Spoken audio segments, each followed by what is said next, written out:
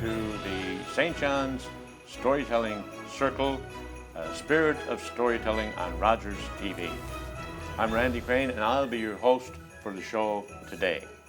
We have a lineup of experienced storytellers who will entertain you with their memories of Christmas through their stories and recitations. Dave Patton is going to do the first story for us. Dave is a master storyteller. He's been writing and performing recitations for years. Originally from Labrador, he now lives in St. John's with his wife, Kim. Dave? Thank you, Randy. Well, I'm just wondering if any of our viewers have ever been stuck on an airplane over St. John's, going round and round in circles in a hold on Christmas Eve, unable to land for weather, and had to go back to Halifax or maybe even back to Toronto. It's happened to me, and on at least one occasion, I was the pilot, so that was no fun. But years ago, when I was with Eastern Provincial Airways, I think we got in more often. And I'll tell you, we used to have a secret weapon. And I'll tell you about that now. So, it was the night before Christmas, and St. John's was down. The ceiling was low. It was right on the ground. The winds, they were howling at 65 knots, and ice on the runway was flickered and snapped. The flights were all holding, some here, some there, some over Bell Island, some over Cape Spear. The pilots were watching their fuel gauges drop and thinking Toronto would be their next stop. And that would be bad, because that's where they started. And St. John's was clear at the time they departed. But when they arrived overhead by and by, St. John's had gone down in a blink of an eye. The passengers sat there and went round and round, wishing that they were down there on the ground in the sheds that were done up so cozy and nice, with 2 fours of jockey and coolers of ice. Jig's dinners were ready, bologna was fried, turkeys were waiting with dressing inside, puncheons of scruncheons all drowned in pork fat. Oh my, what a sin to miss out on all that. Now, just by good luck on that dirty old night, the Christmas tour was out doing deliveries, right? Leaving parcels of capelin all gutted and cleaned and the stockings all hung up around the widescreen. He saw all the flights circling around over town and thought, oh my, what a sin if they can't get down. And just like that, he came up with a plan to help all the pilots so they could all land. Meanwhile, on board of Flight 692, the pilots were towny, so they were home too. But they couldn't land either with the weather down flat. Don't say they wasn't both poisoned with that. Well, I was the captain, feeling quite blue, because I had a show at the LSPU.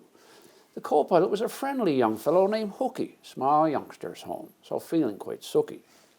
In the jump seat sat Brian, who just had to say, well, who put the airport in Torbay anyway? They should move the whole works out in back of Costco. For that's even windier, says I, as you know.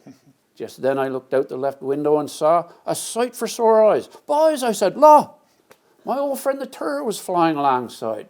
How are you getting on, Dave? You in need of a guide? And that's what I am, says I. Sure you knows, in about 5 more minutes to Toronto we goes. Oh, I'm not having that, said the tour. So I suppose that I'll guide you in. I just pitch on your nose. But the runway is slippery and covered in ice. Not anymore, Dave. The runway is nice. I had 5,000 cousins fly in from the Cape and poop on the runway to get it in shape. Perfect, says I. We couldn't want more. Bird poop took my room shingles off, that's for sure. Yes, Dave, my son, it's pretty strong stuff. Turn your seatbelt sign on. It's going to get rough. So we started on down with the tour on the nose. Sheave to the starboard. 2 points, I suppose. Now back to the larboard. 3 points or so, eh? We're just about over Balleen, I would say. Then the turbulence struck and we started to bounce. We started to shake and to rattle and jounce. Hang on to her, Davy, said the tour with a roar, and bring her 2 points to the starboard once more. The tour used one wing to shield his sight from the cold and the snow on the dirty old night. Then all hands felt a bump that was different somehow. We're here, said the tour. You can shut her off now. Then the cheers all rang out from all over the plane. A bayman said he'd never tour hunt again. I said, thank you, my buddy. We all owe you one. Go on, said the tour. Sure, I found that good fun. Then he took off again because, as you know, there were other flights holding a dozen or so, and he guided them in on that dirty old night, and all hands was happy and merry and bright. Then he took off again and headed northeast for his home on the Funks and his own Christmas Eve. His youngsters still up, so he drove them to bed. "Santa won't come if you're still up," he said. Then he sat with his missus for a nice cup of tea and told of his day, what had happened to he. She said, "Perhaps you should make it a seasonal job." "Good stamps, I suppose," he said with a nod. So next time you figure your Christmas is shot because St. John's is flattered and pea in a pot and you're stuck on a flight going round in a hold, perhaps you'll get in with air traffic control. Good story, Dave. We're going to take a short break now, and then we'll be right back with the St. John's Story Circle and stories on Rogers TV.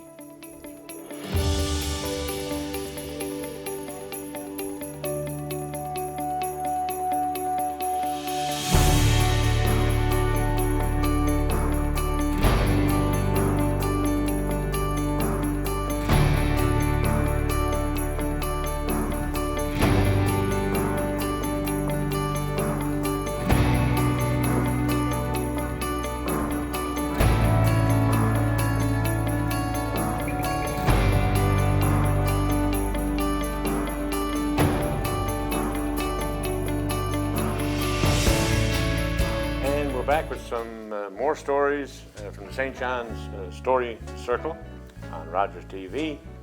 Janine Walsh is going to tell us a story now. Janine is a writer, storyteller, photographer, woodworker, and she's presently studying puppetry arts. Janine. Thank you, Randy. My story this evening is called The Man in the Mummer. It's a story I wrote, and it's about a local man and how he gains his courage. It's a story about Fred. Now, Fred is indeed a mummer, but he wasn't always a mummer. Fred was shy, and he lacked the courage that he thought his so-called normal friends had.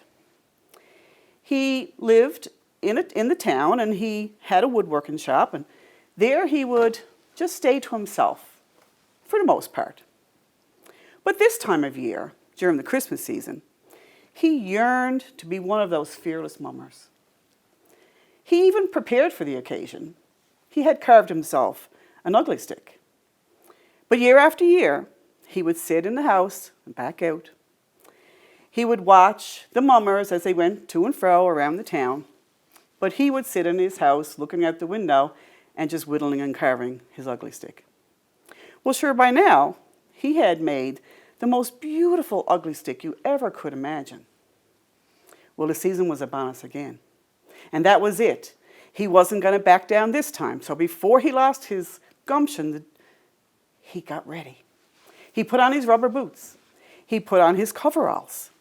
He put on a piece of lace over his face that he had cut from a tablecloth. And he pulled a stocking cap down over to keep it on. He grabbed his beautiful ugly stick and off he headed out the door. There he was. Now, what a night it was. A picture-perfect mummer's postcard night. A clear night, full moon. The light was just dancing on the ocean in this coastal town that he lived in. There was Christmas lights and Christmas music playing in the background. Well, he looked around. He could see there was 3 mummers there and 2 mummers there, and there was more down below. But how would he pull this off? It was only him. Well, with that, a group of 3 mummers put up their hand. "Hey, Tom, is that you?" Well, without batting an eye, Fred put up his hand and he joined in with the mummers. So now Fred was Tom. And off they went, house to house. They sang, they played, they danced. It was a wonderful time. Well, the night was getting late. But there was one house left to go to. Old Mrs. Wales. She lived down on the edge of town in a big 2-story greenhouse. It was the one across from the big church, the one that was lit up all during Christmas. You went in her house, and the heat from the wood stove just hit you. She gave you homemade bread and butter and dark fruit cake with the taste of rum that could burn your lips. It was a great time. It was the best time. But now it had gotten very late. It was time to go. So off they headed. One by one, they departed. And as they went up the hill, all the mummers in their own good time went off to their homes, until there was no one left on the top of the hill but Fred. Now you may think Fred is probably upset that the night has come to an end, but no, he wasn't. He had this smile on his face and his heart was full because he learned a valuable lesson that night. It wasn't the man in the mummer. It was the mummer inside the man. Because you see, there's a mummer in all of us. And he knew that in one short year, that he once again would fearlessly go out with the mummers. And he would feel, well, just a little bit more normal than he ever did before. Well, at least as normal as a mummer. Good job, Janine. Good job. Okay, we're going to be right back now with a few more Christmas stories from the St. John Story Circle.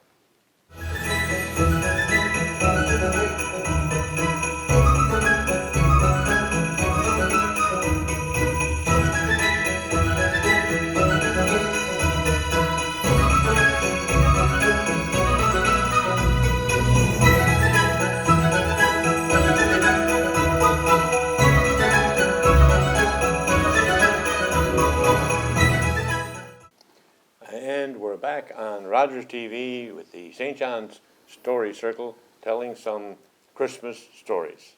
Bill Coltis is with us tonight, and Bill is going to tell us one of his stories. Bill has spent 15 years on the water as a sailor, trawlerman, fishery observer. Then he spent 20 years as an independent film producer, and he's a published author. His book, Revenge Finds a Home, is published by Flanker Press. Bill? Thanks, Randy. My Newfoundland Christmas story is based on a family that comes from the Democratic Republic of Congo. Now, this requires a little bit of explanation, but many years ago, my wife Frances and I were invited to join a group whose job, main focus, and mission was to help families who immigrate to Newfoundland to make the transition easier. And so there was a connection made to a family who were in a refugee camp. They were in a refugee camp because the country had gone through a civil war, and unfortunately the parents of this family were killed. And so the responsibility of raising the family rested on a 21-year-old young woman. She had a younger brother, Bonzi, another brother, Delphin, and she had her own child who was about 3 or 4 years old. His name is Passion. So they made an application to emigrate to Canada. They ended up coming to Newfoundland. And finally, the day happened. They arrived at the airport, and so the work began. And I often wonder myself personally, my God, I said, you know, what do these immigrants go through? I often think, well, what about if I had to haul up stakes and go to China? I'm in the middle of China, and I got to learn the language and learn the customs. I don't know, it's pretty daunting to me. That's the rewarding thing about being a part of a support group. And so they had to learn the language. They had to learn the banking system. They had to learn how to go to the grocery shop and pick out this and pay for that. And the bus routes, and of course, Rosette, she had to take the kids in school, get them dressed and get them adjusted to that. So it was all pretty daunting to me. When I look back at it too, I was quite amazed at how well they adjusted. You know, I don't think I would have been able to do that. I should say, too, that a cornerstone of this whole process is they had a very strong Christian belief in their faith. And the connection was felt over on this side, too. And the people who were involved with this whole process, they had a strong Christian faith. Now, on a personal note, Our family, we owned a 2-room schoolhouse up in Torres Cove on the southern shore. And every year we had a Christmas tree cutting party. It was a great bit of fun. All friends and relations used to come up, and certainly the African family came up this time. We'd have one room put aside, and all the kids would go out there, and some of the adults would go out there too, and help them make Christmas decorations, wrap some presents. And the adults were in the other room talking to each other and whatever. And of course they were dipping into moose stew and pea soup and cocoa. At any rate, somewhere along the line, someone said, okay, time to go and get our tree. So jumped in trucks, jumped in cars, drove out to the nearby woods, and off we went. And I was kind of watching the African crowd. I mean, they were getting a real chuckle out of all this, you know. And they got into the spirit of it, and someone would say, oh, geez, that's a nice tree over there. You know, cut that one down. Let's have a look at it. You know, well, there's another one over there. Let's have a look at that one, you know. So they're getting into it. The African family had an apartment in St. John's on Carter's Hill, so they wanted their tree. Now, young Passion, who was 3 or 4 years old, he was watching. He never said anything, really. But he got it in his head, I want my own Christmas tree. Thank you very much. And so that's what he did. He went off with his mentor, picked out a little tree, they cut the tree. Thankfully that day, someone had a camera and took a picture of Passion, proudly showing his little 2-foot-high Christmas tree. And I should say, too, that our oldest daughter, she's a very, very good painter, and she took the photograph and she did a painting of it. And there's a painting of Passion in his red snowsuit and big smile and holding up his Christmas tree. And it's a tradition in our personal family that we take the painting out and put it up on the wall right next to our own evergreen tree. And it just reminds us the real, true meaning of Christmas. So there's my story. Merry Christmas. Oh, very good. Nice, touching immigrant story, Christmas story, Bill. We're going to take a break now, and then we'll be right back with some more Christmas stories from the St. John's Storytelling and Rogers TV.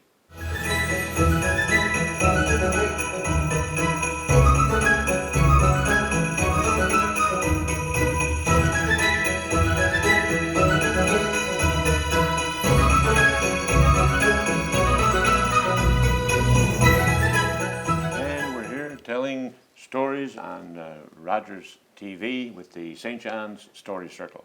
Harry Ingram is going to tell us a Christmas story now. Harry's a writer and a storyteller. He's a published author with his book, Don't Be Talking. And Harry writes and performs his own original material. Harry? Thanks, Randy. Yeah, my story, I guess, is it's just a bit of foolishness more than anything. My daughter asked me to come up with a recitation surrounding the North Pole. And I said, sure, why not? So this is a little something I wrote a few years ago. It's called Havoc at the North Pole. Early October up at the North Pole, months of preparing had taken its toll. The oldest of the bunch were both tuckered out. Yes, Donner and Blitzen I'm talking about. All tired out from years of hard work, both getting older, joints starting to hurt. So at the annual meeting, they develop a plan for when Santa gets back from Newfoundland. Yes, he's gone for a visit. He'll be back before long. Perhaps get a moose if hunting season's on. Time quickly passed and the CEO returned. He was there to address all their cares and concerns. Well, the elves turned up and the reindeer too. Mrs. Claus laid out food for the whole entire crew. They talked about training and their level of fitness and maximising the gift distribution business. They addressed global warming and weather conditions and the reindeer's diet to cut back on emissions. Then Donner spoke up and said me and Blitzen are both nearing the age of senior citizens. Then Blitzen spoke up after finishing some cabbage and suggested an early retirement package. Well, all hands went mad, things started to unravel. Santa shouted for orders, he banged his gavel. But they didn't listen, they all had their gripes and all started talking with no end in sight. Dasher spoke up and talked of bad dreams and how Santa turned angry and downright mean. So it's the fear of Santa, you might say, has, or claustrophobia, it's also known as. Then Comet interrupted and proceeded to tell us that after grazing on tinsel, he now has tinselitis. And then there was Rudolph, leader of the pack, said his nose was fading, sure's almost gone black. And with the elves overworked, well, they had their say too. We want recognition for all that we do, an increase in wages and fringe benefits, or we all go on strike. Conditions are not fit. Calm down now, boys, St. Nick yelled for order. We'll call in a mediator. Yes, I will inform her. It's only to call, and I know she'll be here. You might know her. It's Olive, the other reindeer. To help with these issues, she quickly agreed, and after debriefing, she was now up to speed. She took Santa and Rudolph, and behind closed doors, a private meeting was held for 3 hours or more. They emerged from the room all wearing big smiles, a new reindeer contract they held up with pride. To fix all your issues was a challenge, said Olive, but I'm sure you'll be happy, and that I can promise.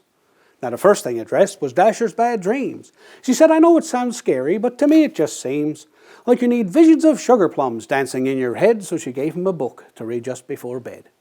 'Twas the night before Christmas. She read it out loud, and soon Dasher was sleeping, not making a sound. And for Comet's ailing throat, no need for physicians. These candy canes are magic. They'll restore mint condition. And since he couldn't tell a green tree from Blasty, an operation for Rudolph, yes, rhinoplasty. Then she turned her attention to the elves and their crew. For extra time worked, they get time off in lieu. An increase in wages, is that what you say? Free candy on Sunday, plus $2 a day. Now with that figured out, the last thing on the list was Donner and Blitzen and how they'd be missed. All agreed they couldn't quit, couldn't go anywhere. They were part of a team, and they have been for years. To help this issue, well, Santa had a plan. See about a used motor from an old 12 Elan. It wasn't Newfoundland on the last trip he made. He bought it outright from a fella named Dave. That would power the sleigh through the rain, sleet, and snow. With the reindeer relaxing, they'd be there just for show. Well, all hands started cheering and shouting hooray. They couldn't wait for Christmas in the new powered sleigh. They thanked Olive for her service and they went back to work. They were all excited for their new gifts and perks. Everything is all right now, their problems all cleared, and they really hoped they wouldn't need Olive next year. So she galloped and galloped till her legs soon took flight. Merry Christmas, everyone, and to everyone, good night. Thanks. Good one, Harry. That's a good one. I wrote this piece to try and show how much differently men and women look at Christmas. And it's one old man's take on just how differently him and his wife look at Christmas. And I've called it an original title, The Night Before Christmas. 'Twas the night before Christmas, well, perhaps the night before that. Myself and the wife got in the dirty big spat. I said, there's no Santa Claus. She said, I'll allow. And that's when it started, the dirty big row. Well, who brought me that dolly when I was 7, she said, when the night mother made Santa's cookies with them drawers on her head. And then I had the picture of the mother-in-law without any drawers. I can tell you, boys, I still got the scars. I said, it's all about money now. 2 or 3 visas maxed out, and the bill's coming in January like a smack in the mouth. 'Tis the season, she said. Don't be such an old grouch. Stop scratching your ass and get up off that couch. Well, that brought me to me pins, there's no doubt about that. Not a chance in the world of a long winter's nap. And then she started in about Christmas. Never come up for air. Even had me wishing St. Nicholas soon would be there. She said it's the time for family. They'll come over and schmooze. Last year, her uncle ate Santa's cookies and he drank all her booze. And the snow falling so lightly, and on the fire a log. And Roger's cable with a forecast of rain, drizzle, and fog. And the decorations and the tree, and oh, Santa's jolly red hat. Stuff I puts under the category of all that old crap. Now she wants the house all lit up, so you can see it from space, and the light and power boys working overtime just to try and keep pace. And the lawn covered in reindeer lined up ass to snout, and a whole bunch of Santas, pipes in, bellies out. So I sized up one old bush about a foot off the ground, and I threw out 1 set of lights. Is that all you found? There's 25 more sets somewhere. That should be lots. I spent Christmas Eve in the basement, untangling the knots. But she was on a roll, boys, was she ever psyched. She had a brand spanking new visa that had yet to be swiped. We can pay it off over time, I heard her gloriously shout. And sure, if you dies before that, I'll get the balance paid out. But now I got to admit, there's something to all that old crap. There's families and memories amongst all the flap. And when I saw her standing there underneath the mistletoe, I gave her the big Christmas smooch. Well, you knows now, you knows. Because she got me convinced how things should pan out as a wife. She's quite the believer. So now me, I still got me doubts. So thank you very much, everybody, for tuning in to the St. John's Storytelling Circle. Thank you very much to Hayward's for this beautiful venue and setting for our Christmas stories. Thank you to Rogers TV for inviting us in. And Merry Christmas to everybody. If you get a chance, drop down to the Battery Cafe the second Wednesday of any month. We have our story circle. You can come and listen to a story, or you can actually come up and tell your own story. Thank you very much. Merry Christmas, everybody.